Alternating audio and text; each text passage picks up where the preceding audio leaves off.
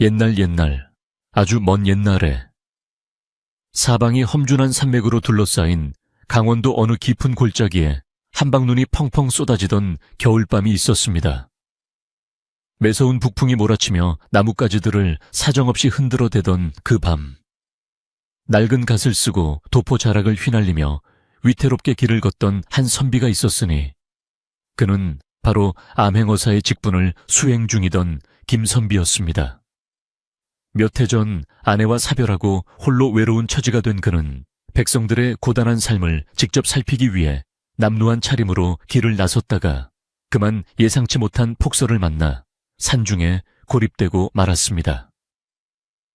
허리까지 차오르는 눈더미를 헤치며 한 발짝 내딛기도 힘든 상황에서 김선비는 저 멀리서 가물거리는 작은 불빛 하나를 발견하고 마지막 힘을 다해 그곳을 향해 발걸음을 옮겼습니다.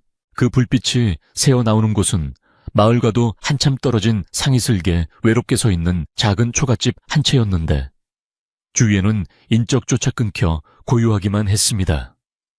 김선비는 숨을 헐떡이며 그 집 살인문 앞에 서서 잠시 망설였으나 살을 에이는 듯한 추위를 도저히 견딜 수 없어 조심스럽게 문을 두드리며 기척을 냈습니다. 실례지만 지나가는 과객이 온데 갑작스러운 눈볼의 길을 잃어 하룻밤 쉬어갈 수 있을지 여쭈어 보고 싶다며 간곡한 목소리로 방 안의 주인에게 말을 건넸습니다. 안에서는 한참 동안 대답이 없더니 이윽고 조심스러운 발걸음 소리가 들려왔고 삐걱거리는 문소리와 함께 한 여인이 조심스럽게 등잔불을 들고 밖을 내다보며 김선비의 행색을 살폈습니다. 등잔불을 든 여인은 단정한 차림새였으나 얼굴에는 수심이 가득해 보였고 그녀 역시 혼자 이 외진 곳에서 집을 지키며 살아가고 있는 과부 최 씨였습니다. 최 씨는 낯선 사내의 등장에 당황한 기색이 역력했으나 김선비의 옷차림이 눈에 젖어 엉망이고 얼굴이 창백하게 질린 것을 보고는 차마 외면할 수 없어 안으로 들어오라고 말했습니다. 밖은 눈이 너무 많이 쌓여 지금 길을 나서면 목숨이 위태로울 것이니 비록 좁고 누추한 방이지만 잠시 몸을 녹이고 가라며 그녀는 친절하게 김선비를 안내했습니다. 김선비는 연신 고개를 숙여 감사의 인사를 전하며 그녀를 따라 마당을 지나 작은 문턱을 넘어 방 안으로 조심스럽게 발을 들여놓았습니다.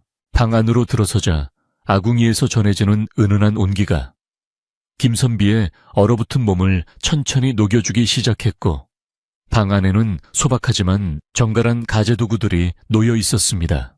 최 씨는 김선비에게 젖은 도포를 벗으라고 권하며 마른 수건과 자신이 직접 짠 무명옷 한 벌을 내주어 그가 갈아입을 수 있도록 배려하고 잠시 자리를 피해 주었습니다.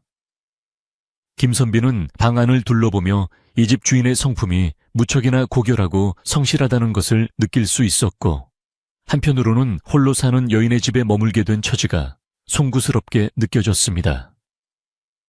잠시 후 옷을 갈아입은 김선비가 자리에 앉자 최 씨는 부엌으로 내려가 서둘러 따뜻한 물을 끓여 차 한 잔을 내어왔습니다.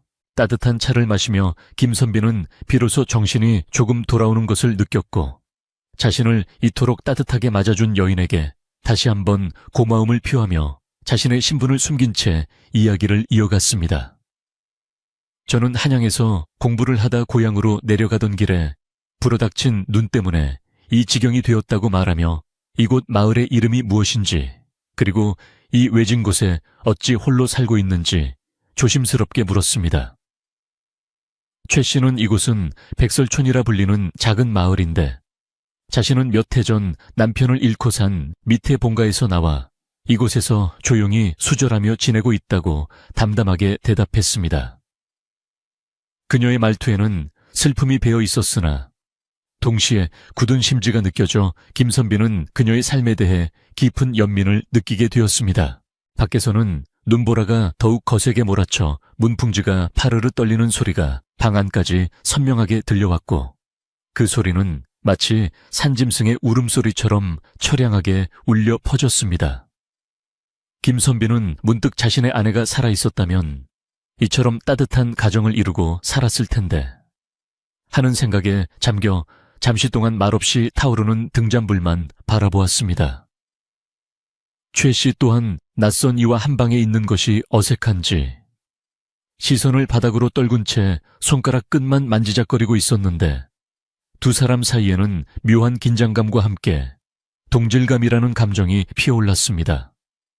김선비는 침묵을 깨고 마을 형편은 어떠한지, 농사는 잘 지어지는지 물으며 백성들의 실제 생활을 파악하기 위해 암행어사 특유의 관찰력을 발휘하기 시작했습니다. 최 씨는 한숨을 내쉬며 마을 사람들은 모두 착하고 부지런하지만 근래 들어 가뭄과 홍수가 겹쳐 농사가 힘들었고 마을을 다스리는 관리들의 횡포가 심해져 다들 살기가 퍽퍽하다고 고백했습니다. 특히 과부나 호라비처럼 의지할 곳 없는 사람들은 마을의 유력자들이나 욕심 많은 친척들에게 땅을 빼앗기거나 억울한 일을 당해도 하소연할 곳이 없다며 슬픈 기색을 내비쳤습니다. 김선비는 그녀의 이야기를 들으며 가슴속 깊은 곳에서 정의감이 솟구치는 것을 느꼈고 동시에 그녀가 겪고 있을 고충이 남의 일 같지 않아 주먹을 꽉 쥐었습니다. 하지만 아직은 자신의 정체를 밝힐 때가 아니라고 판단하여 그저 묵묵히 고개를 끄덕이며 그녀의 아픈 사연을 경청해 주었습니다. 최 씨는 이야기를 마치고 손님에게 대접할 것이 없어 죄송하다며 부엌으로 내려가 식은 밥과 몇 가지 나물, 그리고 시큼하게 잘 익은 김치를 담은 소박한 소반을 차려왔습니다. 비록 화려한 진수성찬은 아니었으나 정성이 가득 담긴 그 밥상을 마주한 김선비는 한양의 그 어떤 산의 진미보다도 훌륭한 만찬이라고 생각하며 숟가락을 들었습니다. 배고픔과 추위에 지쳐있던 그에게 따뜻한 밥 한 술은 생명수와도 같았고 정갈하게 무쳐낸 나물들은 입안에서 봄의 기운을 전해주는 듯 신선하고 맛이 좋았습니다. 김선비는 밥을 먹는 내내 자신을 배려해 조용히 자리를 지켜주는 최 씨의 고운 마음씨에 깊은 감동을 받았고 그녀가 겪고 있는 어려움을 반드시 도와주겠다고 다짐했습니다. 식사를 마친 후 김선비는 최 씨에게 이 험한 산중에 홀로 살면서 가장 힘든 것이 무엇이냐고 묻자 그녀는 외로움도 힘들지만 무엇보다 사람들의 시선과 탐욕이 무섭다고 답했습니다.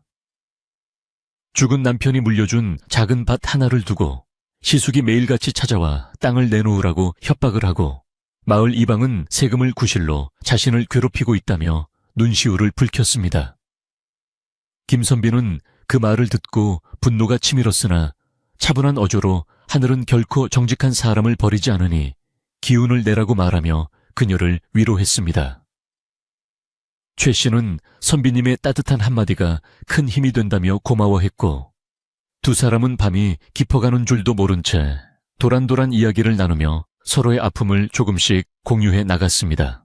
방 안의 온기는 점점 깊어갔지만 밖의 눈은 그칠 기미를 보이지 않았고 어느덧 밤은 깊어산 전체가 하얀 침묵 속에 잠겨버린 듯 사방이 정막에 휩싸였습니다.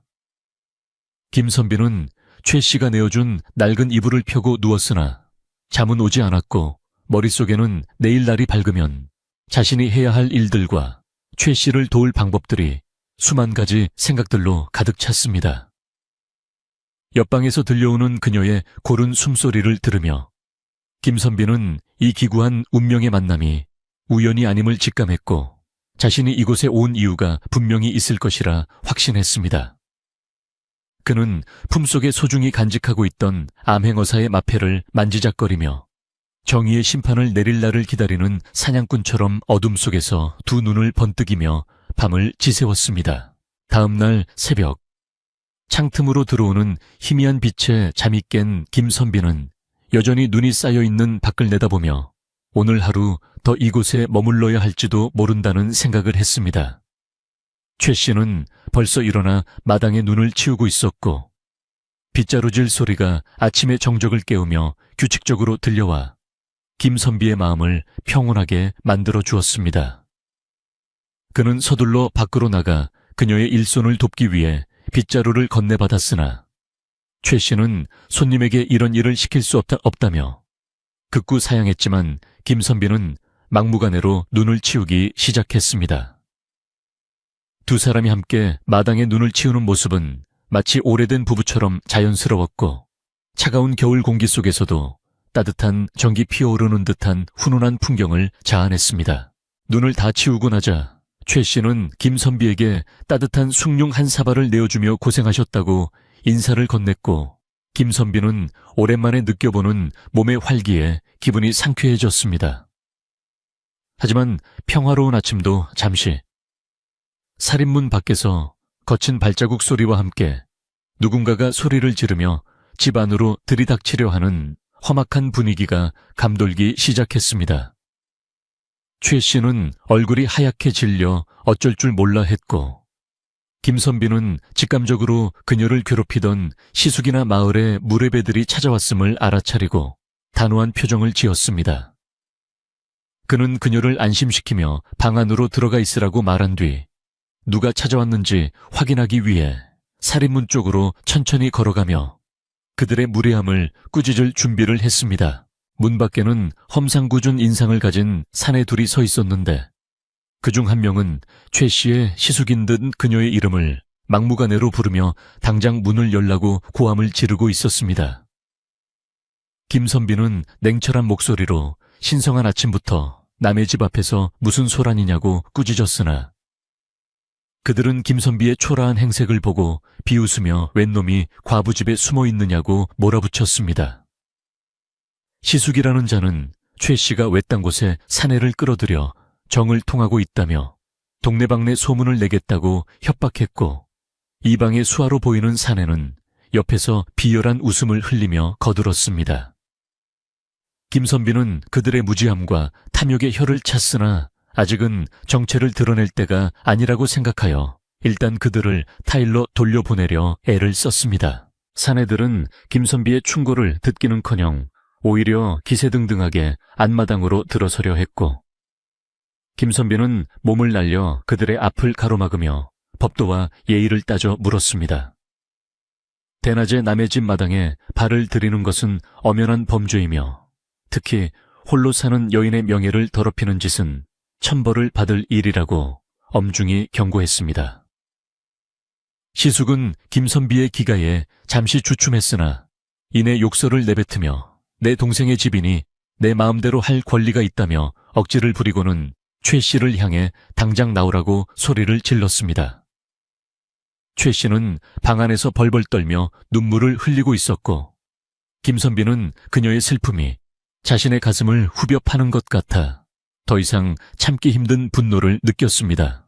이때 마을 어귀에서 지팡이를 짚은 노인 한 분이 천천히 다가오며 소란스러운 현장을 목격하고는 혀를 차며 사내들을 꾸짖기 시작했는데 그는 이 마을의 최고 어른인 박영감이었습니다.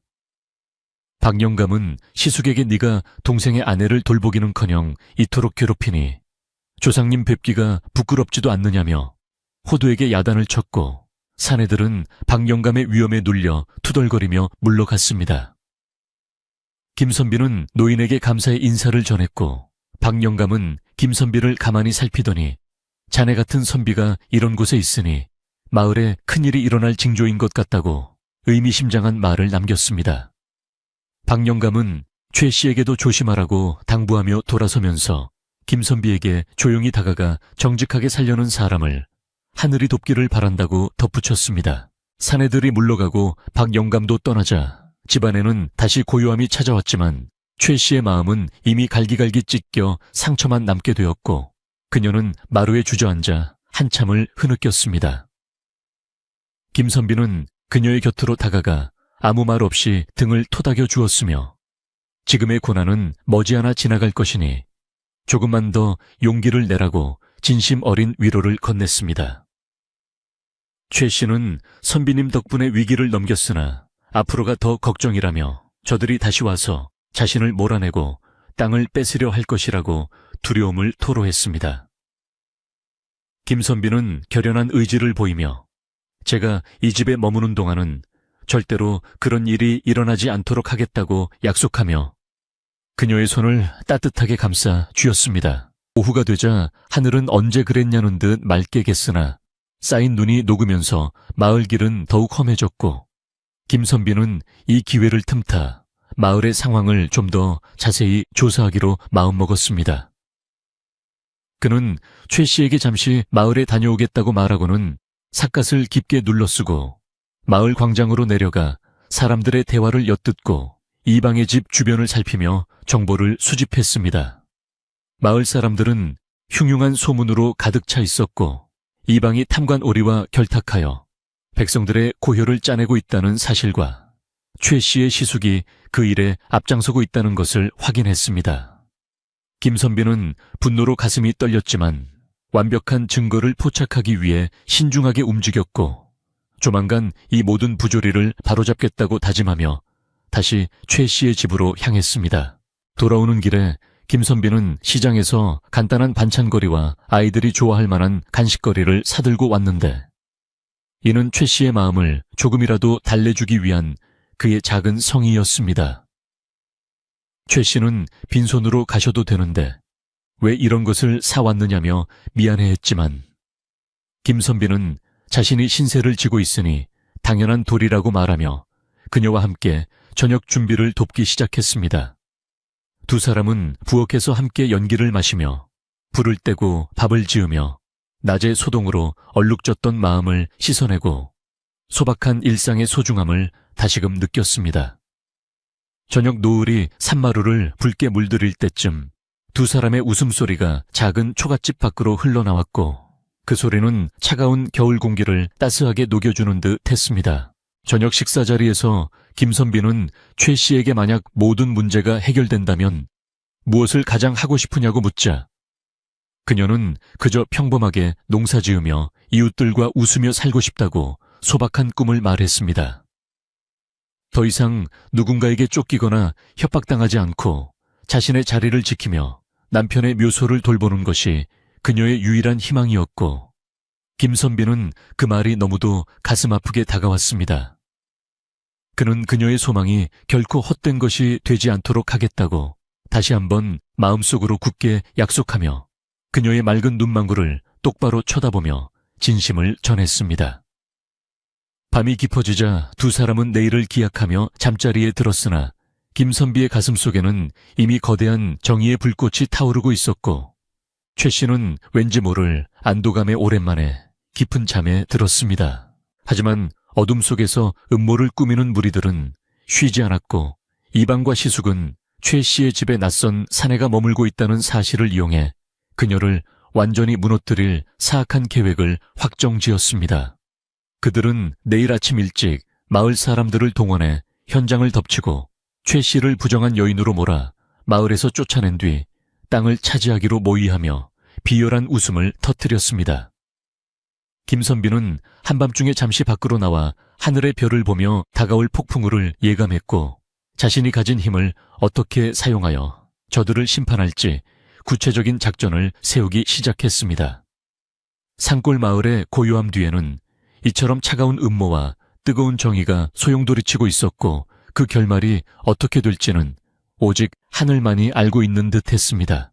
새벽녘 김선비는 최 씨가 깨기 전 마당으로 나가 어제의 소동을 되짚어보며 마음을 가다듬었고 혹시라도 있을 불상사에 대비해 몸놀림을 가볍게 하며 무술을 연마하던 시절의 감각을 되살렸습니다. 그는 암행어사 마패가 든 주머니를 다시 한번 확인하고 자신의 정체가 드러났을 때 마을 사람들의 반응과 그 후의 대처 방안을 꼼꼼하게 점검했습니다. 최 씨가 부엌으로 나오는 소리가 들리자 그는 아무 일 없었다는 듯 인자한 미소를 지으며 그녀를 맞이했고 그녀가 차려준 따뜻한 국 한 그릇으로 힘을 보충했습니다. 두 사람은 마지막이 될지도 모를 평화로운 아침 식사를 마치고 각자의 자리에서 다가올 시간을 준비하며 묘한 긴장감 속에서 하루를 시작했습니다. 이윽고 멀리서 수많은 사람들의 발자국 소리와 웅성거리는 소리가 들려오기 시작하자 김선비는 올 것이 왔음을 직감하고 마당 한가운데 자리를 잡고 서서 살인문을 응시했습니다. 최 씨는 겁에 질려 방 안으로 들어가려 했으나 김선비는 그녀의 손을 잡으며 이번에는 절대 피하지 말고 자신의 뒤에 꼭 붙어 있으라고 든든하게 말하며 용기를 주었습니다. 살인문이 거칠게 열리고 이방과 시숙 그리고 몽둥이를 든 장정들과 구경 나온 마을 사람들이 구름처럼 몰려들며 집안은 순식간에 아수라장으로 변해버렸습니다. 김선비는 추상 같은 호령으로 그들의 걸음을 멈추게 했고 그의 눈빛에서는 이전의 부드러움은 온데간데 없고 서슬퍼런 위험만이 가득 실려 있었습니다. 살인문을 부술듯이 두드리는 거친 소리와 함께 몰려든 사람들의 웅성거림은 고요했던 상골마을의 아침을 순식간에 소란스럽게 만들었으며 마당에 쌓인 흰 눈 위로는 검게 얼룩진 발자국들이 어지럽게 찍히기 시작했습니다. 맨 앞장선 최 씨의 시숙은 핏대를 세우며 이 몹쓸 년이 가문의 명예를 더럽히고 외간 남자를 방 안으로 끌어들였다고 고래고래 고함을 질러대니 구경 나온 마을 사람들은 호기심 어린 눈초리로 서로의 얼굴을 번갈아 보며 낮은 목소리로 수군거리기 시작했습니다. 김선비는 그런 소란 속에서도 흔들림 없이 마당 한가운데를 지키고 서서 무례한 무리들을 매서운 눈빛으로 쏘아보았으나 그들은 김선비의 낡은 옷차림만 보고는 비루한 떠돌이 선비쯤으로 여기며 더욱 기세등등하게 안으로 밀고 들어오려 했습니다. 최 씨는 방 문고리를 꼭 잡은 채 파르르 떨리는 손을 감추지 못하고 눈물을 흘리며 밖에서 들려오는 모진 말들을 고스란히 견뎌내고 있었는데 그녀의 가슴속은 이미 억울함과 수치심으로 까맣게 타들어가고 있었습니다. 시숙은 이제 마을 이방의 옆에 서서 이자가 바로 그 증거라며 김선비를 가리켰고 이방은 거드름을 피우며 수염을 만지작거리더니 대낮에 남녀가 한 집에 있는 것은 풍속을 어지럽히는 중죄이니 당장 두 사람을 포도청으로 압송해야 한다고 엄포를 놓았습니다. 마을 사람 중 몇몇은 평소 최 씨의 어진 성품을 알기에 안타까운 표정을 지었으나 대세를 거스르지 못하고 그저 입을 가린 채 소문의 줄기를 더듬으며 이 기막힌 상황이 어떻게 전개될지 숨을 죽이고 지켜볼 뿐이었습니다. 이때 마을 어귀에서부터 소문이 꼬리에 꼬리를 물고 퍼져나가기 시작했는데 빨래터에 모인 여인네들은 최 씨가 남편을 잃더니 결국 본색을 드러냈다며 확인되지 않은 사실을 마치 직접 본 것처럼 부풀려 말하며 혀를 찼습니다.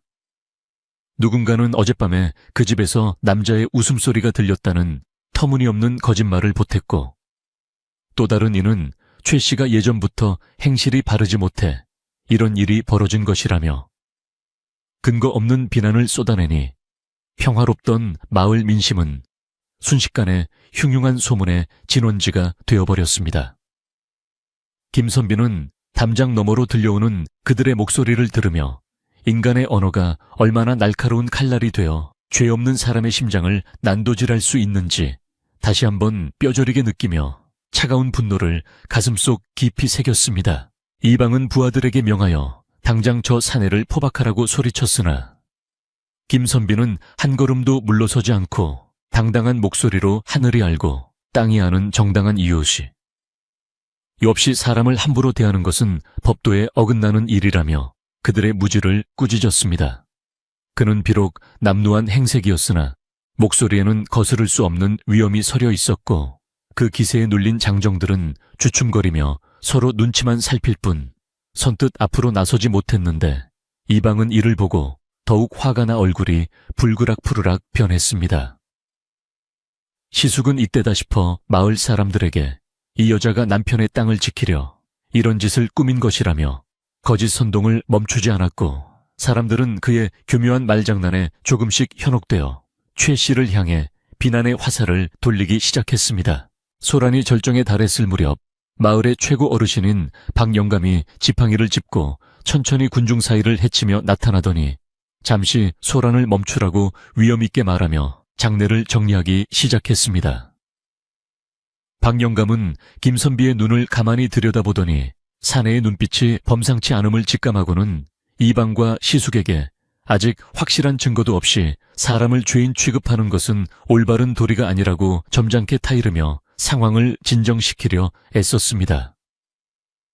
하지만 욕심에 눈이 먼 시숙은 영감님도 저 과부에게 홀린 것이냐며 무례하게 대들었고 이방 역시 마을의 법도를 바로 세우는 일이라며 박 영감의 조언을 무시하고 김선비를 당장이라도 끌고 갈 기세로 압박을 가해왔습니다. 박 영감은 한숨을 내쉬며 김선비에게 조용히 다가가 자네가 누구인지는 모르겠으나 이곳은 지금 자네가 생각하는 것보다 훨씬 위험한 곳이니 불필요한 고집을 피우지 말고 조용히 마을을 떠나는 것이 신상에 좋을 것이라고 나직이 충고했습니다. 그는 이 마을의 권력이 이미 부패한 이방과 탐욕스러운 시숙의 손아귀에 들어가 있어 정당한 논리로는 그들을 이길 수 없음을 잘 알고 있었기에 김선비가 억울한 화를 입을까봐 진심으로 걱정하는 마음을 전한 것이었습니다. 김선비는 노인의 따뜻한 배려에 감사함을 느끼면서도 자신이 도망친다면 홀로 남겨질 최 씨의 운명이 어떻게 될지 너무도 자명했기에 결코 물러설 수 없다는 뜻을 굽히지 않고 제자리를 지켰습니다. 마을의 아낙네들은 이제 최 씨의 집 마당까지 들어와 방 안을 엿보며 손가락질을 해댔고 그들의 차가운 시선은 최 씨에게 그 어떤 매질보다 고통스러운 상처를 주었으며 그녀는 차라리 이대로 목숨을 끊고 싶은 심정이었습니다. 김선비는 그런 그녀의 마음을 읽기라도 한 듯 방 안을 향해 절대 나쁜 마음을 먹지 말라고 신신당부하며 정의가 승리할 날이 머지않았으니 자신을 믿고 끝까지 버텨달라고 힘주어 말했습니다. 최 씨는 선비님의 그 한마디에 다시 한번 삶의 의지를 다잡았고 비록 몸은 떨리고 있었으나 마음만은 그 어느 때보다 단단하게 무장하며 다가올 고난을 정면으로 마주하기로 결심하고 조심스럽게 문을 열고 밖으로 나왔습니다. 문이 열리고 최 씨가 모습을 드러내자 군중은 일순간 조용해졌으나 이내 시숙의 고함이 터져나오며 다시금 험악한 분위기가 조성되었고 그는 최 씨의 머리채를 잡으려 달려들었으나 김선비가 재빠르게 가로막아 그를 밀쳐냈습니다. 시숙은 뒤로 넘어지며 소리를 질렀고 이방은 이를 빌미삼아 관원을 폭행했다는 죄목까지 추가하여 김선비를 가두려 했으며 상황은 이제 걷잡을 수 없는 파국으로 치닫고 있는 것처럼 보였습니다. 마을 사람들은 이제 두 편으로 갈라져 한쪽은 최 씨의 억울함을 동정하고 다른 한쪽은 그녀의 부도덕함을 규탄하며 말다툼을 벌였고 이 소란은 건너편 마을까지 퍼져나가 호기심 많은 이들이 구름처럼 몰려드는 진풍경이 벌어졌습니다. 눈이 녹아 진흙탕이 된 마당은 사람들의 발길에 지식여져 엉망이 되었고 그 모습은 마치 현재 이 마을의 어지러운 인심과 부패한 도덕성을 그대로 보여주는 듯하여 김선비의 마음을 씁쓸하게 만들었습니다. 그는 이방에게 당신이 진정으로 나라의 녹을 먹는 관리라면 이런 하찮은 음모에 가담하여 백성을 괴롭히는 짓을 멈추어야 한다고 일갈했으나 권력의 맛에 취한 이방에게는 그저 공허한 메아리로 들릴 뿐이었습니다. 이방은 오히려 비웃으며 내일 사또께서 직접 이 자리에 오실 것이니 그때도 그 잘난 입을 놀릴 수 있는지 보겠다며 최 씨의 집 주위에 보초를 세우고 두 사람을 감시하라고 명한 뒤 거드름을 피우며 돌아갔습니다. 사람들이 하나둘 떠나가고 마당에는 다시 차가운 바람이 감돌기 시작했으나 최 씨의 집은 이제 거대한 감옥처럼 변해버렸고 대문 앞에는 몽둥이를 든 장정들이 버티고 서서 두 사람의 일거수일투족을 감시하게 되었습니다. 최 씨는 김선비에게 자신 때문에 이런 고초를 겪게 되어 죽을 죄를 지었다며 엎드려 울었으나 김선비는 그녀를 일으켜 세우며 이것은 그대의 잘못이 아니라 세상의 부조리 때문이니 고개를 숙이지 말라고 다정하게 타일렀습니다. 그는 부엌으로 들어가 남은 땔감을 모아 불을 지피며 차가워진 방 안을 데웠고 최 씨와 함께 따뜻한 물을 나누어 마시며 내일 벌어질 결전을 준비하는 장수처럼 비장한 각오를 다지며 어둠이 내리는 산촌의 풍경을 응시했습니다. 밤이 깊어지자 보초를 서던 장정들은 추위를 이기지 못해 화로를 가져와 불을 피우고 술잔을 기울이며 자기들끼리 음담패설을 늘어놓았고 그 소리는 고요한 밤하늘을 타고 방 안까지 흘러들어와 두 사람의 귀를 어지럽혔습니다. 김선비는 그들의 대화를 통해 이방과 시숙이 내일 사또를 모셔와 최 씨의 집과 땅을 몰수하고 그녀를 관비로 보내려 한다는 구체적인 음모를 알아내게 되었고 분노로 인해 전신이 떨리는 것을 느꼈습니다. 그는 품속에 숨겨둔 마패를 다시 한번 어루만지며 이 작은 쇳조각 하나에 담긴 임금님의 권위와 백성을 사랑하는 마음이 내일 이 부패한 마을에 어떤 기적을 일으킬지 상상하며 마음을 차분하게 가라앉혔습니다. 최 씨는 잠자리에 누웠으나 내일이면 자신의 삶이 송두리째 뽑혀나갈지도 모른다는 공포에 휩싸여 뜬 눈으로 밤을 지새웠고 옆방에서 들려오는 김선비의 규칙적인 숨소리만이 그녀가 기댈 수 있는 유일한 위안이 되었습니다. 그녀는 문득 어제 처음 본 저 선비가 왜 자신을 위해 이토록 목숨을 걸고 싸워주는 것인지 의구심이 들기도 했으나 그의 맑은 눈빛과 당당한 기계에서 뿜어져 나오는 신뢰감은 그 모든 의심을 지우기에 충분했습니다. 그녀는 마음속으로 죽은 남편에게 자신이 끝까지 정조를 지키고 집을 수호할 수 있도록 도와달라고 간절히 기도하며 눈물을 흘렸고 어느새 창밖에는 다시금 가느다란 눈발이 날리기 시작하며 긴 밤을 예고했습니다. 다음날 아침 일찍부터 마을은 다시 소란스러워졌고 사또의 행차를 알리는 나팔 소리가 산골짜기를 울리며 다가오자 마을 사람들은 모두 길가에 엎드려 고개를 숙이고 권력의 위험 앞에 납작 엎드려 복종의 뜻을 표했습니다. 사또는 화려한 가마를 타고 나타나 최 씨의 집마당에 자리를 잡았고 이방과 시숙은 비굴한 웃음을 지으며 사또에게 온갖 아첨을 떨며 김선비와 최 씨를 죄인으로 몰아쓰기 시작했습니다. 김선비는 사또가 앉은 정면을 향해 당당히 걸어 나갔으며 그의 눈에는 추상 같은 기운이 서려 있었고 사또는 이름 모를 선비의 기세에 압도되어 잠시 주춤했으나 이내 호통을 치며 내 이놈 누구길래 관원의 엄중한 판결 앞에 무례하게 구느냐고 소리쳤습니다. 이방은 사또에게 저자가 바로 과부와 정을 통하고 관원을 폭행한 무례배라고 고발했고 시숙은 옆에서 거들며 제 동생의 아내를 유혹해 가문의 땅을 가로채려 했다며 뻔뻔하게 거짓 눈물을 흘리는 연기를 펼쳤습니다. 사또는 제대로 된 조사도 없이 당장 저 두 사람을 끌어내어 곤장을 치고 마을 밖으로 내치라고 판결을 내렸으며 마을 사람들은 이 억울한 광경을 보면서도 감히 나서서 말 한마디 하지 못한 채 발만 동동 굴렀습니다. 김선비는 이때를 기다렸다는 듯 크게 웃음을 터뜨리더니 당신 같은 자가 일국의 수령으로 앉아 있으니 백성들의 삶이 이토록 피폐한 것이라며 사또의 면전에서 그의 실책을 낱낱이 열거하기 시작했습니다. 사또는 감히 어느 안전이라고 입을 놀리느냐며 분노하여 당장 김선비의 입을 봉하라고 명했으나 김선비는 품 안에서 번쩍이는 암행어사 마패를 꺼내 하늘 높이 치켜들며 암행어사 출두야라고 천둥 같은 호령을 내질렀습니다.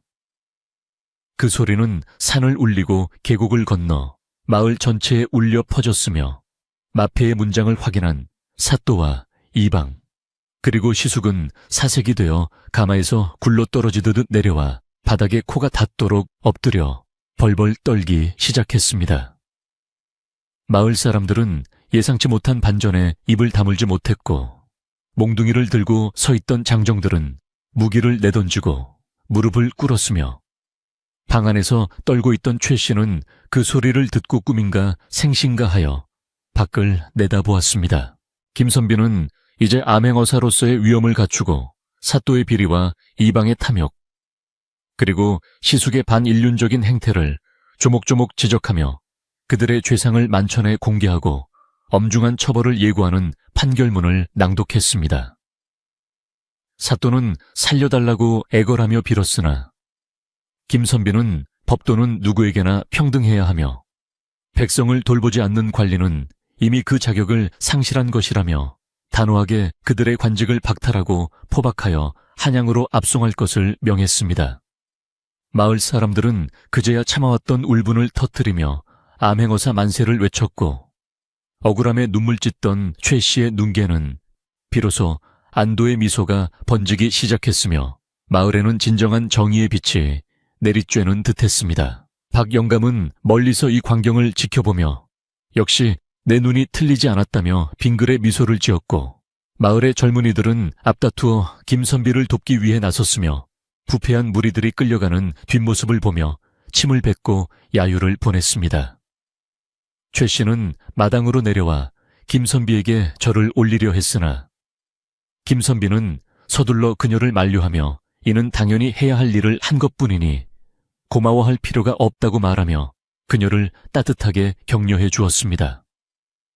소란스러웠던 마당은 정리되었고 사또가 가져온 곡식과 물품들은 굶주린 백성들에게 골고루 나누어 주라는 김선비의 명에 따라 공정하게 배분되었으며 마을에는 오랜만에 활기와 웃음꽃이 피어나기 시작했습니다. 김선비는 최 씨에게 이제 더 이상 괴롭힐 사람이 없으니 마음 편히 사시라고 당부하며 마을의 질서를 바로잡기 위해 며칠 더 머물며 수령의 빈자리를 대신하여 마을 업무를 챙기고 백성들의 고충을 직접 들어주었습니다. 그는 최 씨의 땅에 대한 소유권을 명확히 법적으로 보장해 주어 시숙이나 그 어떤 누구도 넘보지 못하게 조치했고 마을 사람들에게도 최 씨를 따뜻하게 보살펴 줄 것을 특별히 부탁하며 그녀의 앞날을 축복해 주었습니다. 최 씨는 김선비의 세심한 배려에 깊은 감동을 받았고 그가 떠날 날이 다가오고 있음을 직감하며 가슴 한구석에 형용할 수 없는 아쉬움과 연모의 정이 피어오르는 것을 느꼈으나 차마 겉으로 내비치지는 못했습니다. 마을 사람들은 이제 김선비를 단순한 관리가 아니라 자신들을 구원해준 생명의 은인으로 여기며 정성을 다해 대접했고 김선비는 그들의 소박한 인심에 보답하기 위해 밤낮 없이 마을 구석구석을 살피며 무너진 제도를 하나씩 바로 세워나갔습니다. 그는 이방의 집 창고에서 나온 장부들을 토대로 가혹하게 수탈당했던 세금들을 다시 계산하여 백성들에게 돌려주었으며 억울하게 옥살이를 하던 이들을 풀어주어 마을의 정의를 실현하는 데 온 힘을 쏟았습니다. 이런 그의 모습은 마을 사람들에게 깊은 귀감이 되었고 사람들은 암행어사 김선비의 이름을 오래도록 기억하며 칭송하게 되었으며 마을은 예전의 평화롭고 풍요로운 모습을 조금씩 되찾아가기 시작했습니다. 어느덧 떠나기로 약속한 날이 하루 앞으로 다가왔고 김선비는 마지막으로 최 씨의 집을 방문하여 그녀와 마주 앉아 조용한 저녁 식사를 나누며 그동안의 소회를 밝히고 그녀의 굳은 절개와 고결한 성품을 높이 평가해 주었습니다. 최 씨는 떠나는 김선비를 위해 정성껏 지은 새 옷 한 벌과 길에서 먹을 간단한 음식을 준비하여 내어놓으며 선비님의 은혜는 평생 잊지 못할 것이라고 말하며 눈물을 훔쳤고 김선비는 그녀의 손을 잡으며 부디 건강하고 행복하게 살라는 마지막 인사를 건넸습니다. 두 사람은 밤이 깊어가는 줄 모르고 그동안의 일들을 추억하며 이야기를 나누었고 산골 마을의 밤하늘에는 유난히 밝은 달이 떠올라 두 사람의 앞날을 비추어주는 듯 은은한 빛을 발하고 있었습니다. 다음날 새벽 김선비는 마을 사람들의 배웅을 받으며 길을 나섰고 최 씨는 마을 어귀까지 따라 나와 그의 뒷모습이 보이지 않을 때까지 손을 흔들며 배웅했으며 그녀의 눈에는 눈물이 고여 있었으나 표정은 그 어느 때보다 밝고 당당했습니다. 김선비는 길을 가다 잠시 멈춰서서 마을을 내려다보며 자신이 이곳에서 보낸 시간들이 결코 헛되지 않았음을 확인하고 다시 가벼운 발걸음으로 자신의 소명을 다하기 위해 또 다른 길을 향해 힘차게 나아갔습니다. 폭설로 시작된 우연한 만남은 이처럼 한 여인의 삶을 구하고 마을의 정의를 바로 세우는 위대한 필연이 되었으며 이 이야기는 훗날 마을 사람들의 입을 통해 전설처럼 전해지게 되었습니다. 김선비가 떠난 후에도 최 씨는 그가 남겨준 용기와 희망을 가슴에 품고 성실하게 농사를 지으며 이웃들과 화목하게 지냈고 마을 사람들은 그녀를 진심으로 존경하며 어려울 때마다 서로 돕는 훈훈한 마을 분위기를 만들어 나갔습니다. 부패한 무리들이 떠난 자리에는 정직과 신뢰의 싹이 텄고 백설초는 그 이름처럼 깨끗하고 아름다운 마을로 거듭나게 되었으며 사람들은 겨울이 오고 눈이 내릴 때면 그 옛날 폭설 속에서 나타났던 암행어사 선비님을 떠올리며 빙그레 미소 짓게 되었습니다. 이야기는 여기서 끝나지 않고 대를 이어 전해져 내려와 오늘날 우리에게도 정의의 소중함과 따뜻한 인류애가 무엇인지를 일깨워주는 소중한 가르침으로 남게 된 것입니다. 어둠이 내려앉은 백설촌의 밤은 낮의 소란을 비웃기라도 하듯 한층 더 깊은 침묵 속으로 잦아들었으며 창밖으로 보이는 눈 덮인 들판은 차가운 달빛 아래서 은밀한 비밀을 머금은 채 하얗게 질려 있었습니다. 김선비는 방 안의 등잔불을 낮게 줄이고 최 씨와 마주 앉아 낮에 있었던 일들을 차분히 되짚어 보았는데 그의 날카로운 직관은 시숙과 이방의 행동 뒤에 단순한 땅 욕심 이상의 거대한 음모가 숨겨져 있음을 본능적으로 감지하고 있었습니다. 그는 최 씨에게 남편이 남긴 유품 중에 혹시 마을의 장부나 기록 같은 것이 없는지 조심스럽게 물었고 최 씨는 잠시 망설이다가 남편이 세상을 떠나기 직전까지 소중히 간직하며 아무에게도 보여주지 말라고 당부했던 작은 상자가 하나 있다고 고백하며 벽장 깊숙한 곳에서 낡은 목함을 꺼내왔습니다. 먼지 쌓인 목함을 열자 그 안에는 누렇게 변색된 종이 뭉치와 함께 마을의 세금 징수 내역이 상세히 적힌 비밀 장부가 들어있었는데 김선비가 이를 한 장씩 넘겨가며 살피자 그의 미간에는 깊은 주름이 잡히기 시작했습니다. 장부에는 이방과 시숙이 결탁하여 마을 사람들에게서 거둬들인 곡물의 절반 이상을 사적으로 가로챈 기록은 물론이고 그 돈이 어디로 흘러갔는지에 대한 구체적인 자금 흐름이 꼼꼼하게 적혀 있어 보는 이로 하여금 분노를 금치 못하게 만들었습니다. 김선비는 이 장부야말로 그들이 왜 그토록 필사적으로 최 씨를 내쫓고 이 집을 차지하려 했는지를 보여주는 결정적인 증거임을 깨달았고 그들의 죄악이 생각보다 훨씬 깊고 뿌리 깊다는 사실에 입술을 굳게 깨물며 서글픈 마음을 금할 길이 없었습니다. 장부의 마지막 장에는 최 씨의 남편이 남긴 듯한 짧은 글귀가 적혀 있었는데 그것은 마을의 정의를 바로 세우려다 권력의 벽에 부딪힌 한 남자의 고뇌와 진실이 담긴 유언과도 같은 글이었으며 최 씨는 그것을 읽으며 남편의 억울한 죽음을 다시금 떠올리며 소리 없이 눈물을 흘렸습니다. 김선비는 그녀의 가녀린 어깨가 떨리는 것을 보며 이 장부를 세상에 공개하는 순간 마을에는 거대한 폭풍이 몰아칠 것이지만 그것만이 죽은 남편의 명예를 회복하고 마을을 바로잡는 유일한 길임을 설득력 있게 설명하며 그녀의 동의를 구했습니다. 최 씨는 이제 자신은 더 이상 잃을 것이 없다며 선비님의 뜻에 따르겠다고 결연하게 대답했고 두 사람은 등잔불 아래서 밤이 깊어가는 줄도 모른 채 장부의 내용을 분석하며 내일 벌어질 일을 치밀하게 준비해 나갔습니다. 한편 마을 이방의 집에서는 어둠을 틈타 시숙과 몇몇 장정들이 모여 은밀한 회합을 갖고 있었는데 그들의 눈빛에는 도끼가 서려 있었으며 김선비라는 정체불명의 사내가 장부의 존재를 알고 있을지도 모른다는 불안감에 휩싸여 있었습니다. 이방은 시숙에게 만약 그 장부가 광계 넘어가기라도 하는 날에는 우리 모두의 목숨이 위태로울 것이라며 수단과 방법을 가리지 말고 오늘 밤 안에 그 집을 습격하여 장부를 빼앗고 두 사람의 입을 막아야 한다고 잔인한 명령을 내렸습니다.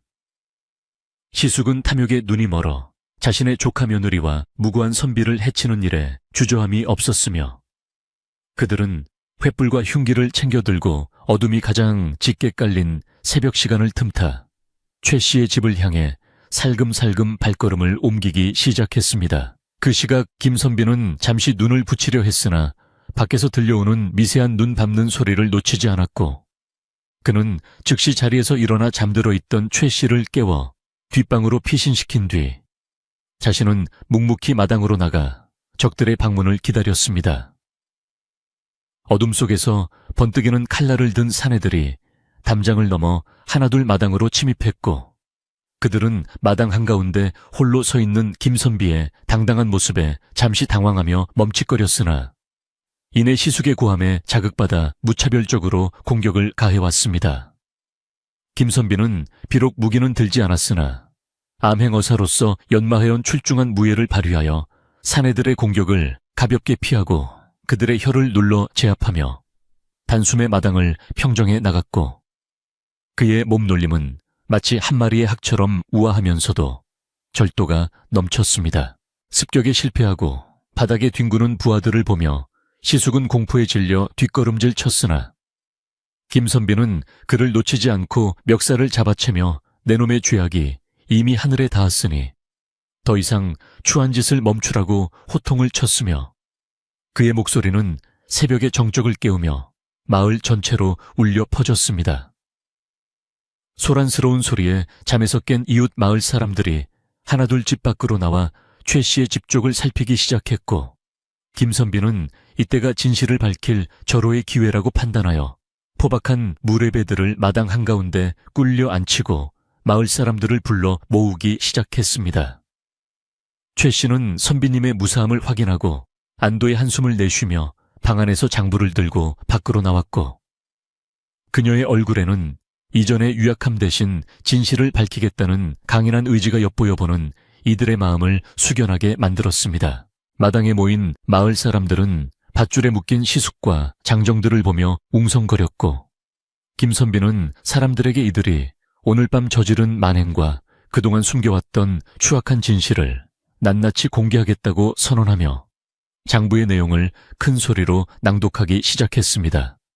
장부에 적힌 자신들의 이름과 가로채인 세금의 액수가 구체적으로 언급될 때마다 마을 사람들은 경악을 금치 못했으며 평소 인자한 척하며 자신들을 속여온 이방과 시숙의 배신감에 몸을 떨며 분노의 목소리를 높이기 시작했습니다. 김선비는 이것이 바로 당신들이 굶주려야 했던 이유이며 이 마을이 왜 이토록 가난해서 벗어나지 못했는지를 보여주는 증거라고 외치며 백성들의 억눌린 가슴 속에 정의의 불꽃을 지피기 시작했습니다. 이때 저 멀리서 이방이 광운들을 이끌고 급히 달려오며 이곳은 내가 관할하는 구역이니 허가받지 않은 집회는 금물이라며 김선비를 체포하려 했으나 마을 사람들은 이제 예전처럼 순순히 물러나지 않고 스크럼을 짜며 김선비를 보호하고 나섰습니다. 이방은 관군의 힘을 빌려 무력으로 상황을 진압하려 했으나 김선비는 여유로운 미소를 지으며 자신의 품속에서 어제보다 더욱 빛나는 마패를 꺼내들고 사또가 올 때까지 한 발짝도 움직이지 말라고 명령했습니다. 그는 광운들에게 당신들이 충성을 다해야 할 대상은 부패한 관리가 아니라 이 나라의 왕과 백성임을 잊지 말라고 엄중히 경고했고 그 기세에 압도된 광운들은 창끝을 바닥으로 내리며 김선비의 위험 앞에 고개를 숙였습니다. 동이 트기 시작하는 마을의 풍경은 이제 이전과는 전혀 다른 긴장감과 희망이 교차하고 있었고 김선비는 마을 사람들에게 곧 사또가 도착할 것이니 그때 모든 억울함을 당당하게 말하라고 격려하며 그들의 용기를 북돋워 주었습니다. 최 씨는 사람들에게 남편이 이 장부를 지키기 위해 얼마나 고군분투했는지 그리고 그가 죽기 전 자신에게 남긴 마지막 말이 무엇이었는지를 눈물로 호소하며 마을 사람들의 감성을 자극했고 사람들은 그녀의 진심 어린 이야기에 동화되어 함께 울고 웃으며 공동체의 결속력을 다졌습니다. 이방은 이제 완전히 고립된 처지가 되어 식은땀을 흘리며 도망갈 궁리를 했으나 이미 마을 사람들에게 사방이 포위되어 빠져나갈 구멍조차 찾지 못한 채 처량한 신세가 되어버렸습니다. 김선비는 마을 어기를 지키던 박영감에게 전령을 보내 인근 고을의 정직한 사또에게 연락을 취하게 했고 그동안 자신은 마을 광장에서 즉석 재판을 열어 장부에 기록된 피해 사실들을 하나하나 확인하며 백성들의 증언을 수집하기 시작했습니다. 사람들은 너도나도 앞으로 나와 그동안 당했던 수탈과 괴롭힘을 토로했고 그들의 이야기가 쌓일수록 이방과 시숙의 죄목은 산처럼 높아져 갔으며 마을의 정의를 바로 세우기 위한 구체적인 자료들이 완벽하게 갖추어져 갔습니다. 김선비는 기록된 모든 증언을 꼼꼼하게 문서로 작성하여 봉인했고 이것이 곧 중앙정부에 보고되어 부패한 관리들을 척결하는 결정적인 칼날이 될 것임을 확신하며 자신의 사명을 완수해 나가고 있었습니다. 마을의 분위기는 이제 공포와 불안 대신 정의 구현에 대한 기대감으로 가득 찼으며 아이들은 신기한 광경을 구경하러 마당 주위를 뛰어다녔고, 노인들은 이제야 마을에 서광이 비친다며 김선비의 이름을 연신 칭송하며 고마워했습니다. 최 씨는 부엌으로 들어가 밤샘 소란에 지친 마을 사람들을 위해 따뜻한 차와 소박한 음식을 준비하여 대접하며 그동안 자신을 외면했던 이웃들과 화해의 손길을 내밀었고, 사람들은 그녀의 넓은 마음씨에 감동하여 진심으로 사과하며 다시금 이웃 사촌으로서의 정을 나누기 시작했습니다. 이러한 광경을 지켜보던 김선비는 백성들의 마음속에 내재된 선함과 정의감을 다시 한번 확인하며 자신이 하는 일의 가치를 깊이 되새기며 따뜻한 미소를 지었습니다. 점심 무렵 인근 고을에서 정직하기로 소문난 사또가 관원들을 이끌고 백설촌에 도착하자 김선비는 비로소 정식으로 자신의 신분을 밝히고 그동안 수집한 증거와 장부를 넘겨주며 엄정한 수사와 판결을 정중히 요청했습니다. 새로 도착한 사또는 장부의 내용을 확인하고는 경악을 금치 못하며 즉시 이방과 시숙을 압송하여 옥에 가두고 그들이 가로챈 재산을 모두 몰수하여 백성들에게 돌려주라는 명을 내렸으며 마을 사람들은 일제히 환호성을 지르며 기뻐했습니다. 김선비는 이제 자신의 역할이 마무리 단계에 접어들었음을 느끼며 최 씨에게 다가가 이제 모든 고통이 끝났으니 남편의 묘소 앞에 가서 이 기쁜 소식을 전해주라고 다정하게 말하며 그녀의 슬픈 과거를 씻어주었습니다. 하지만 김선비는 단순히 악인을 처벌하는 것에 그치지 않고 마을에 무너진 경제구조를 바로잡기 위해 사또와 함께 머리를 맞대고 세금 제도를 개편하며 백성들이 스스로 자립할 수 있는 기틀을 마련해 주기 위해 헌신적인 노력을 기울였습니다. 그는 마을 사람들에게 교육의 중요성을 강조하며 작은 서당을 세울 것을 제안했고 최 씨의 남편이 남긴 유산을 그 기반으로 사용하도록 조치하여 마을의 미래를 짊어질 인재들을 키워낼 수 있는 환경을 조성해 주었습니다. 최 씨는 기꺼이 남편의 땅 일부를 서당 부지로 내놓으며 마을을 위한 헌신을 다짐했고 사람들은 그녀를 마을의 어머니와 같은 존재로 존경하며 따르게 되었으며 백설촌에는 비로소 진정한 평화와 번영의 씨앗이 뿌려지게 되었습니다. 저녁이 되자 마을 사람들은 광장에 큰 불을 피우고 음식을 나누며 잔치를 벌였고 김선비는 그들의 웃음소리를 들으며 한쪽 옆에서 조용히 짐을 챙기기 시작했는데 그의 마음속에는 임무를 완수했다는 보람과 함께 이곳을 떠나야 한다는 묘한 아쉬움이 공존하고 있었습니다.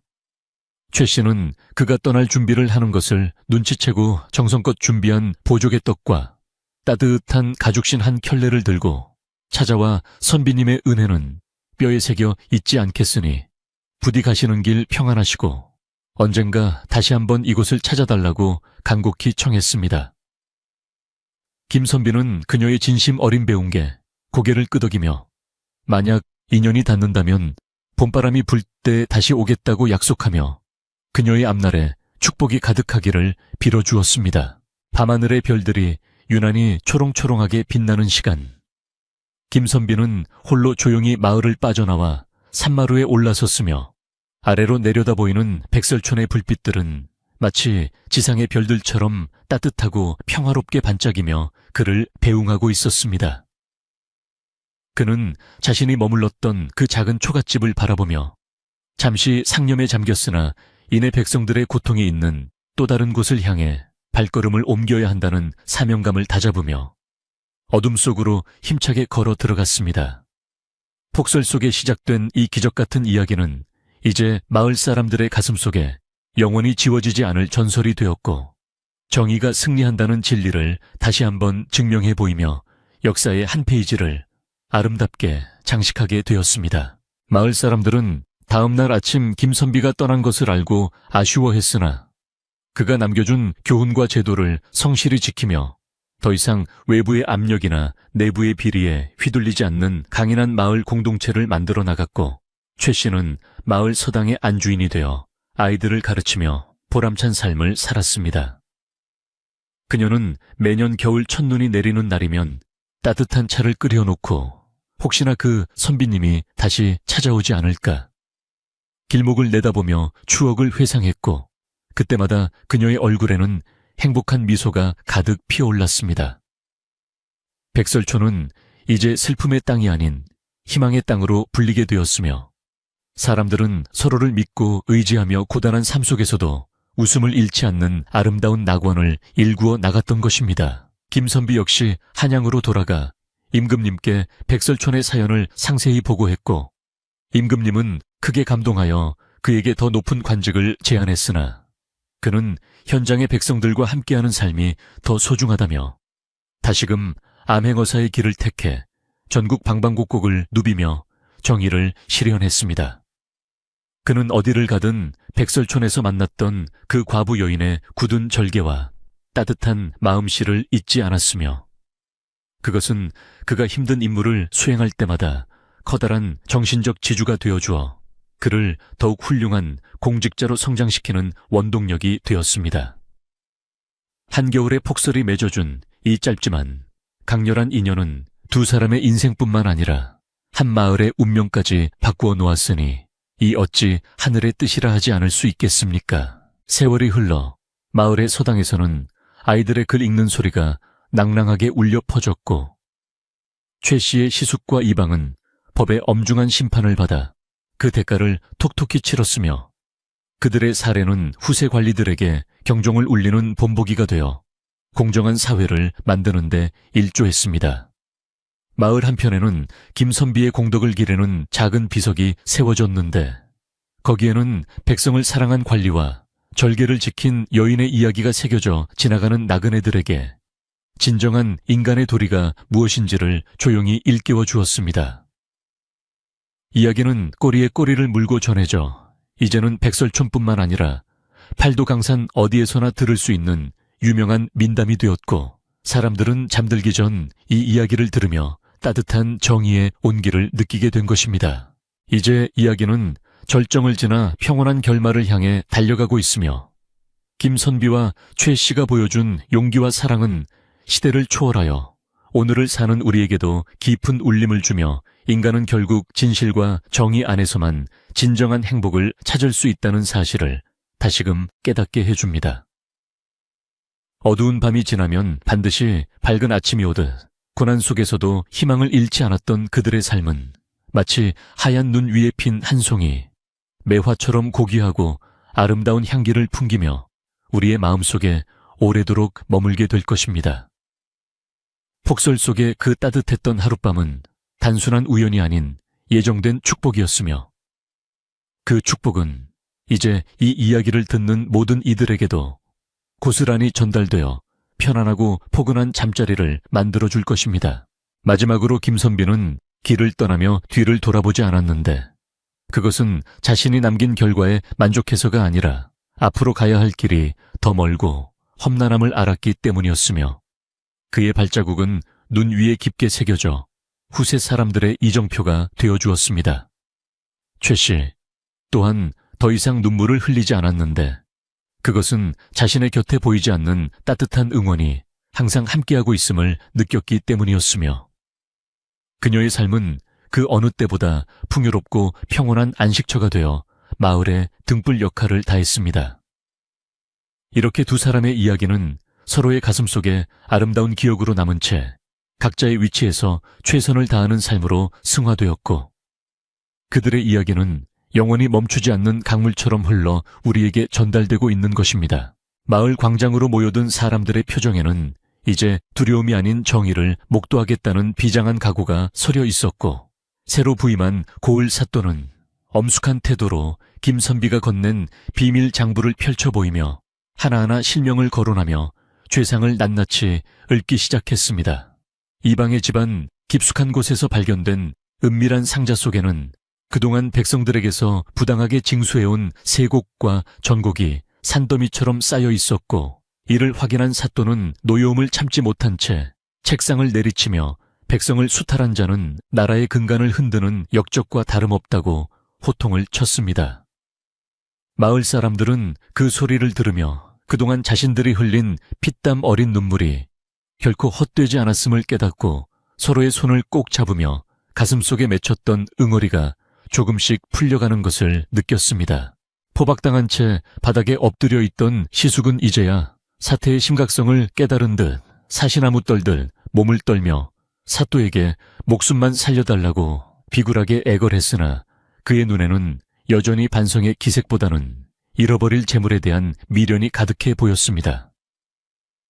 김선비는 그런 시숙을 내려다보며 사람이 재물에 눈이 멀어 혈육의 정까지 져버리는 것은 짐승보다 못한 처사라고 일갈한 뒤 다시는 이 마을에 발을 들이지 못하도록 엄중한 추방령을 내릴 것을 사댁에 정중히 요청했습니다.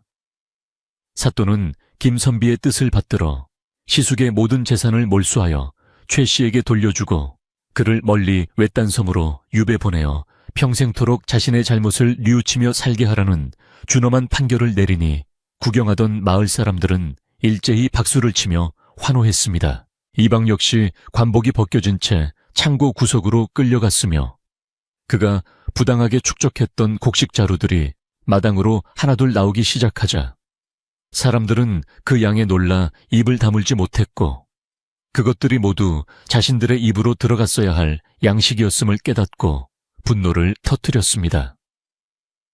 사또는 그 곡식들을 즉석에서 마을 사람들에게 가구당 인원수에 맞춰 공평하게 나누어 주라고 명했으며 굶주림에 지쳐있던 백성들은 쌀자루를 받아들고는 감격의 눈물을 흘리며 사또와 김선비의 이름을 연신 외쳐 불렀습니다. 아수라장이었던 마을 광장은 어느새 축제의 장으로 변해갔으며 사람들은 서로의 어깨를 다독이며 이제야 사람 사는 세상 같다고 말하며 그동안의 고생을 서로 위로하고 격려하는 훈훈한 풍경을 연출하기 시작했습니다. 최 씨는 마을 사람들 앞에 서서 그동안 오해와 편견으로 자신을 멀리했던 이들을 향해 원망의 말 대신 따뜻한 용서의 말을 건넸으며 자신 역시 마을의 일원으로서 부족함이 많았으니 앞으로 서로 돕고 살자고 말해보는 이들의 심금을 울렸습니다. 그녀의 고결한 성품에 감동한 마을 아낙네들은 하나둘 그녀에게 다가와 손을 잡으며 우리가 소문에 눈이 멀어 자네를 힘들게 했다며 진심 어린 사과를 전했고 최 씨는 그들의 사과를 흔쾌히 받아들이며 따뜻한 포옹으로 화답했습니다.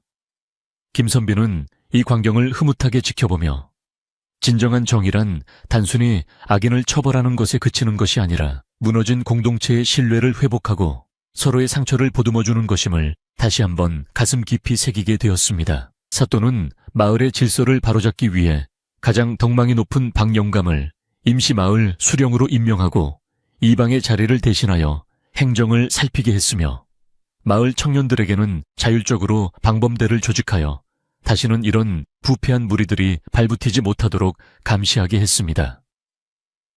김선비는 박영감에게 다가가 장부 관리는 투명하게 해야 하며 백성들의 목소리에 항상 귀를 기울여야 한다고 당부했고 박영감은 선비님의 가르침을 뼈에 새겨 공명정대한 마을을 만들겠다고 굳게 약속했습니다.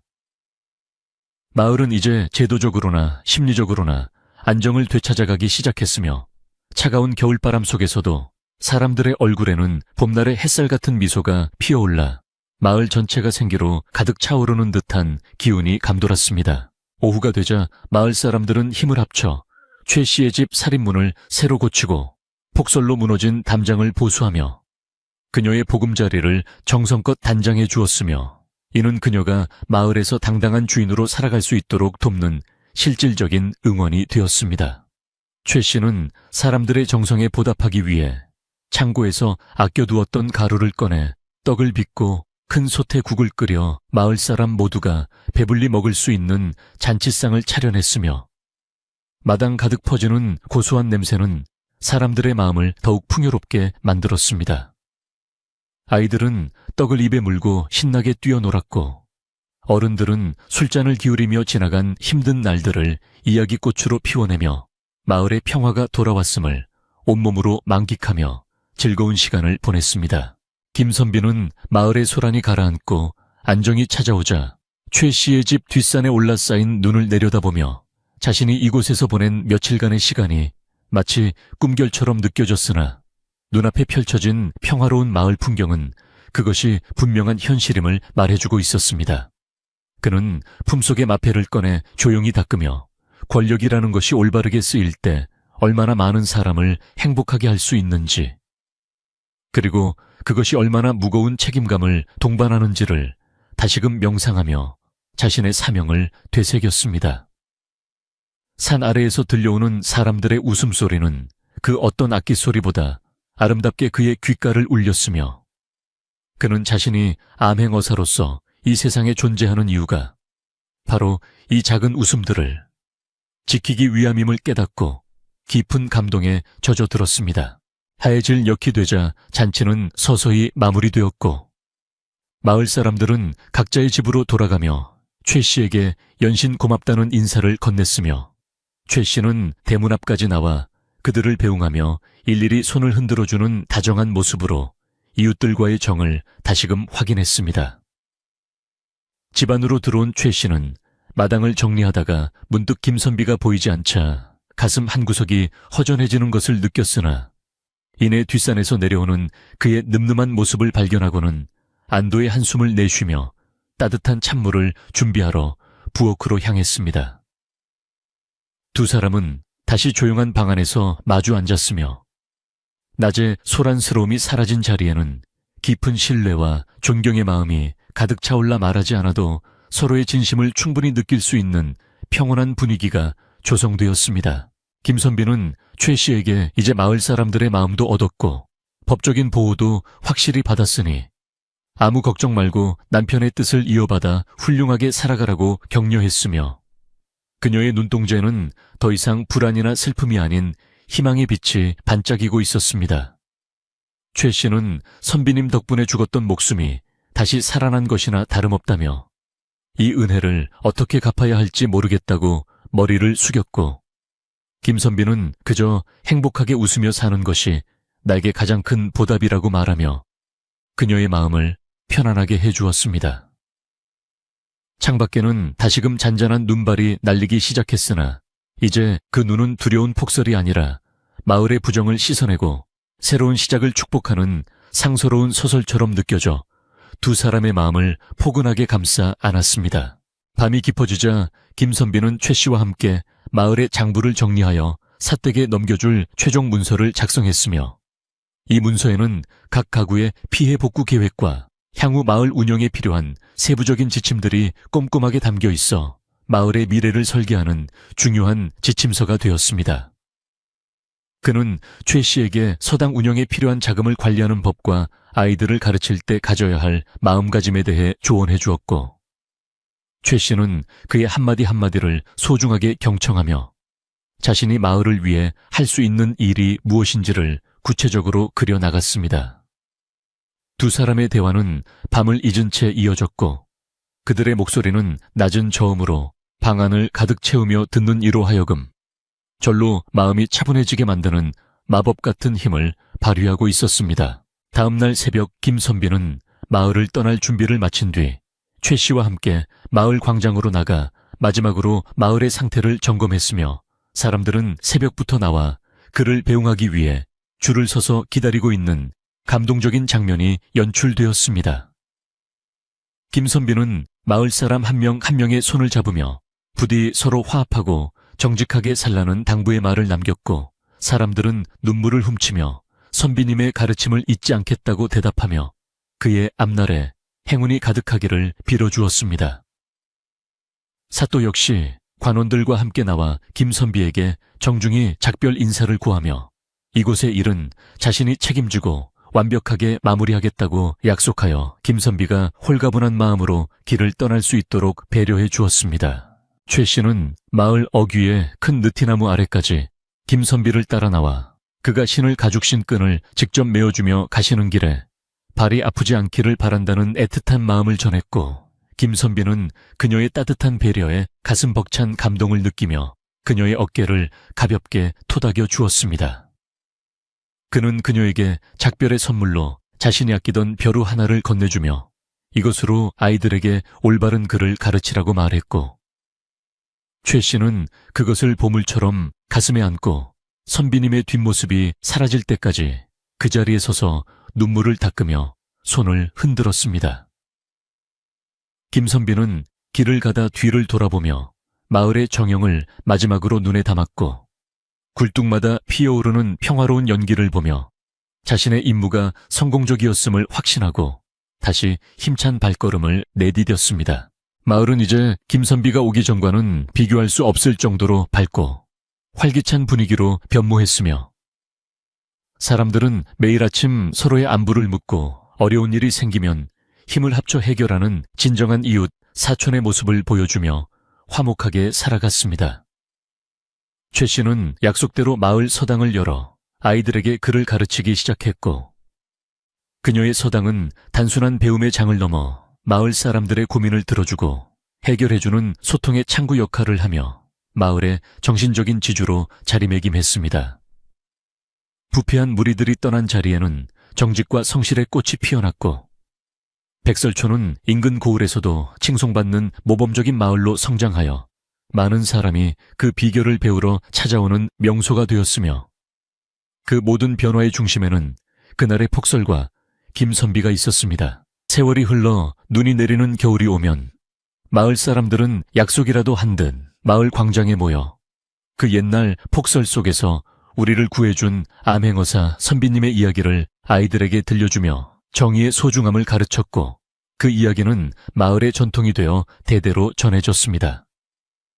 최 씨는 백발이 성성한 할머니가 되어서도 그날 김선비가 남겨준 벼루를 소중히 닦으며 그가 떠나며 했던 약속을 기억했고 비록 다시 만나지는 못했지만 그의 정신이 항상 자신과 마을 곁에 머물고 있음을 믿어 의심치 않았습니다. 그녀의 삶은 고난을 이겨내고 승리한 한 여인의 위대한 서사시가 되어 후세 여인들에게 큰 귀감이 되었고 그녀의 이름은 마을의 역사와 함께 영원히 빛나게 되었으니 이 어찌 아름다운 결말이라 하지 않을 수 있겠습니까? 이처럼 한 마을의 운명을 바꾼 위대한 만남은 작은 친절과 용기에서 시작되었으며 그것은 거대한 부패의 벽을 허물고 진실의 빛을 비추는 등불이 되어 우리에게 소중한 교훈을 전해주고 있는 것입니다. 이제 마을은 깊은 밤의 정적 속에서 평온하게 잠들어 있으며 사람들은 내일의 희망찬 태양을 기다리며 따뜻한 아랫목에서 단잠을 자고 있으니 그들의 꿈속에는 분명 인자한 미소를 지은 김선비의 모습이 나타날 것입니다. 이야기는 이제 마지막 한 장만을 남겨두고 있으며 그 속에는 김선비와 최 씨가 맞이한 진정한 안식과 마을의 영원한 평화에 대한 이야기가 담겨 있어 듣는 이의 마음을 더욱 따뜻하게 녹여줄 준비를 마쳤습니다. 긴 밤이 지나고 새벽이 오면 다시 새로운 하루가 시작되듯 우리 인생의 고난도 언젠가는 지나가고 밝은 웃음이 찾아올 것임을 이 이야기는 백설촌의 사연을 통해 웅변하고 있으며 정의는 결코 잠들지 않는다는 사실을 다시금 깨닫게 해줍니다. 마지막까지 정성을 다해 이야기를 전해드리는 저의 목소리가 여러분의 지친 하루를 달래주고 포근한 잠자리로 안내하는 길잡이가 되기를 바라며 이제 백설촌의 그 평화로운 밤 풍경 속으로 여러분을 초대하여 마지막 이야기를 들려드리고자 합니다. 이제 모든 근심 걱정을 내려놓고 깊은 잠에 빠져들 준비를 하십시오. 백설촌의 기적은 여러분의 마음속에서도 조용히 피어오르고 있을 것이며 그 따뜻한 온기가 여러분의 꿈속까지 지켜줄 것입니다. 봄바람이 살랑이며 산기슭의 잔소를 녹이고 시냇물이 졸졸 흐르는 소리가 마을의 정적을 깨울 때쯤 백설촌은 예전의 어두운 그림자를 완전히 벗어던지고 온통 파릇파릇한 생명력으로 가득 차올랐습니다. 마을 사람들은 이제 아침마다 우물가에 모여 서로의 안부를 묻고 웃음꽃을 피우며 정답게 하루를 시작했으며 최 씨가 운영하는 서당에서는 아이들의 낭랑한 글 읽는 소리가 울려 퍼져 지나가는 나그네들의 발길을 멈추게 했습니다. 그녀는 아이들에게 단순히 글자만을 가르치는 것이 아니라 김선비님이 보여주었던 정의와 배려의 마음을 심어주기 위해 정성을 다했고 마을 사람들은 그런 그녀를 마을의 보배로 여기며 깊이 존경하고 따랐습니다. 따사로운 햇살이 내리쬐는 어느 오후에 최 씨는 마당 한 구석에 남편이 좋아하던 매화나무 한 그루를 새로 심으며 지난 겨울에 매서웠던 폭설과 그 속에서 만났던 김선비와의 인연을 조용히 추억해 보았습니다. 그때의 시련은 마치 거짓말처럼 사라졌지만 그가 남겨준 용기와 희망은 그녀의 가슴 속에 깊이 뿌리내려 삶을 지탱하는 든든한 버팀목이 되었으며 그녀는 이제 더 이상 외로움이나 두려움에 떨지 않는 강인한 여인이 되었습니다. 마을 사람들은 그녀의 집을 지날 때마다 수고하신다며 따뜻한 인사를 건넸고 어떤 이는 밭에서 갓 딴 나무를 문 앞에 살그머니 놓고 가는 등 훈훈한 인심이 다시금 마을 전체를 감싸 안으며 평화로운 일상이 이어졌습니다. 한양으로 돌아간 김선비로부터는 가끔 소식이 들려왔는데 그는 임금님의 신임을 얻어 나라의 큰일을 맡으면서도 여전히 낮은 곳의 백성들을 살피는 청렴한 관리로 칭송받고 있다는 기분 좋은 소식이었습니다. 그는 편지를 통해 백설촌의 평화를 기원하며 아이들의 교육에 힘써달라는 당부와 함께 귀한 책 몇 권을 인편에 보내오기도 했으며 최 씨는 그 책들을 서당의 가장 높은 선반에 소중히 간직하며 아이들에게 지식과 덕성을 함께 가르쳤습니다. 마을 사람들은 김선비를 자신들의 수호신처럼 여겼고 마을 입구에 세워진 작은 비석 옆에는 항상 누군가가 가져다 놓은 싱싱한 꽃송이들이 놓여 있어 그의 공덕이 잊히지 않고 대를 이어 전해지고 있음을 보여주었습니다. 어느덧 여름이 찾아와 매미 소리가 숲을 가득 채울 때 마을 사람들은 김선비가 만들어준 공정한 제도를 바탕으로 풍성한 첫 수확을 거두었으며 이를 축하하기 위해 마을 전체가 참여하는 커다란 잔치를 열기로 했습니다. 최 씨는 이번 잔치에서 마을 어르신들을 위해 특별한 보양식을 준비하기로 마음먹고 정성껏 고운 탕과 직접 빚은 향기로운 술을 마련하여 마을 사람들과 함께 나누며 기쁨을 함께했습니다.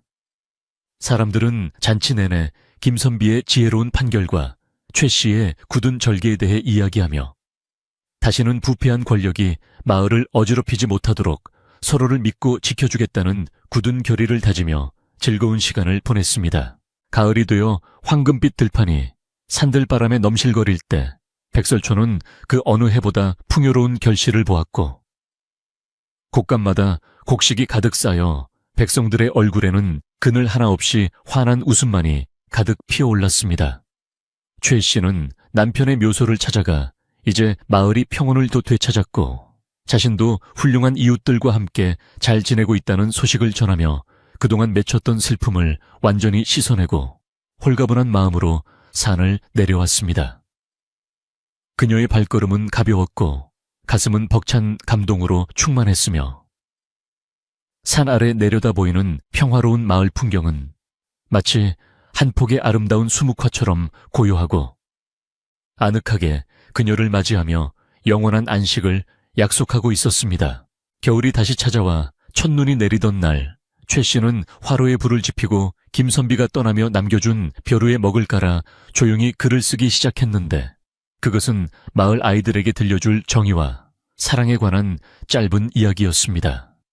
창밖에는 소리 없이 눈이 쌓여가고 있었지만 이제 그 눈은 두려운 존재가 아니라 세상을 깨끗하게 정화하고 만물을 포근하게 덮어주는 따뜻한 소미불처럼 느껴져 그녀의 마음을 더욱 편안하게 만들어 주었습니다.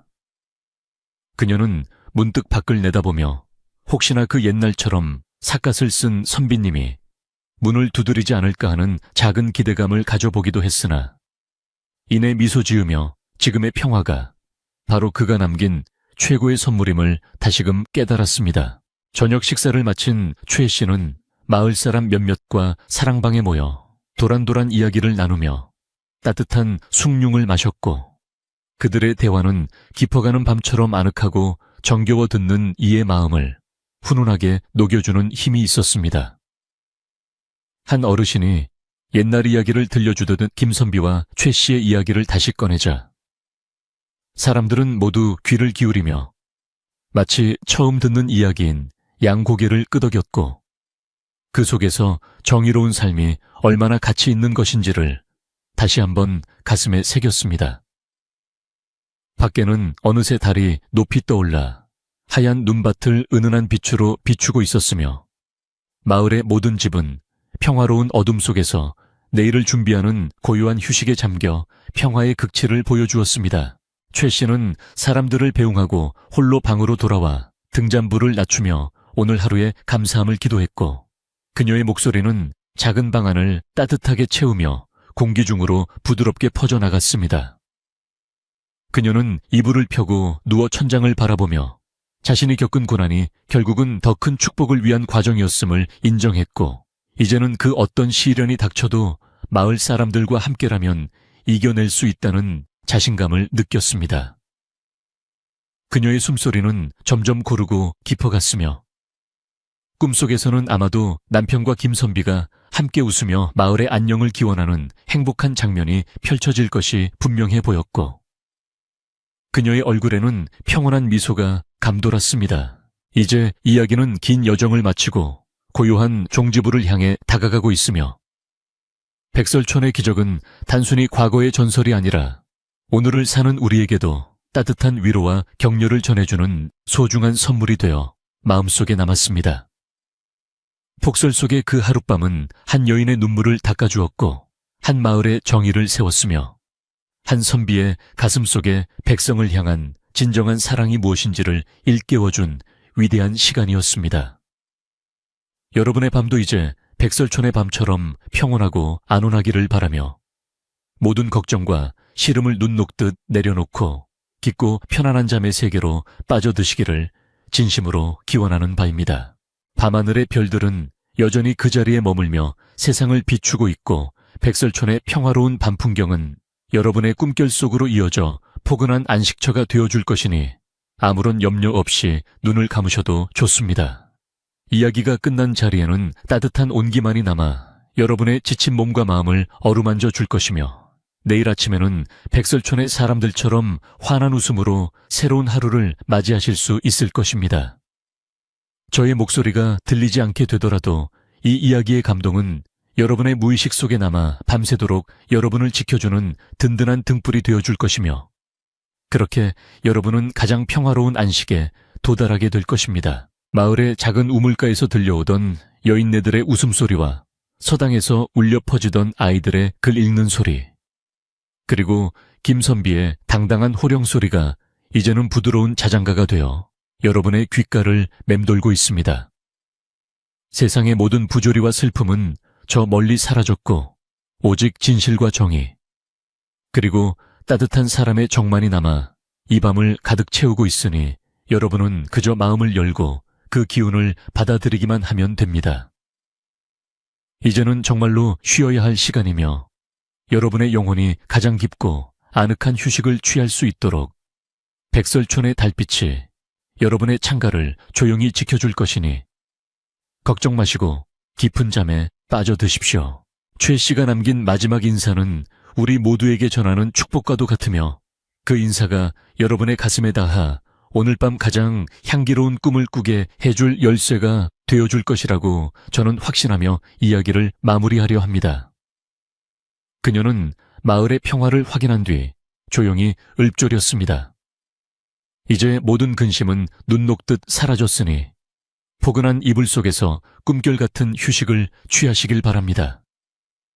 이 한마디는 단순한 인사가 아니라 고난을 이겨낸 자가 누리는 진정한 평화의 선언이며 그 평화의 기운은 이제 여러분의 것이 되어 오늘 밤 여러분의 침실을 가득 채우고 포근하게 감싸 안아줄 것입니다. 백설촌의 굴뚝마다 피어오르던 하얀 연기는 이제 하늘 높이 올라가 구름이 되고 그 구름은 다시금 상서로운 기운이 되어 이 땅의 모든 고단한 영혼들을 위로하며 따스한 온기를 나누어주고 있습니다. 김선비의 마패가 바라던 눈부신 빛은 이제 여러분의 마음속에서 정의의 등불로 타오르고 있으며 그 빛은 어떤 어둠도 침범하지 못하도록 여러분의 수면을 굳건히 지켜주는 신성한 방패가 될 것입니다.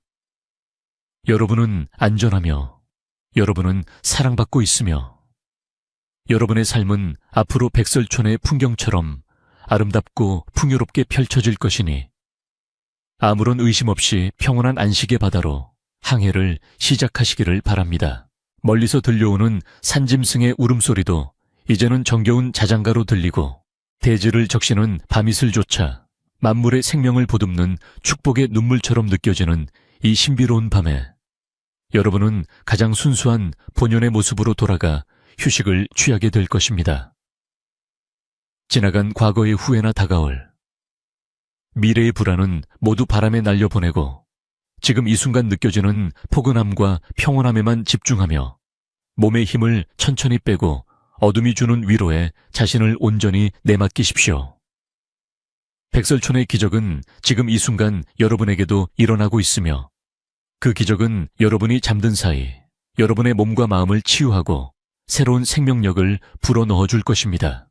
서당의 촛불이 꺼지고 최 씨의 방에도 어둠이 찾아왔지만 그 어둠은 차가운 암흑이 아니라 생명이 잉태되는 따뜻한 자궁과도 같은 어둠이며 그 속에서 여러분은 가장 편안하고 안전한 상태로 내일을 꿈꾸게 될 것입니다.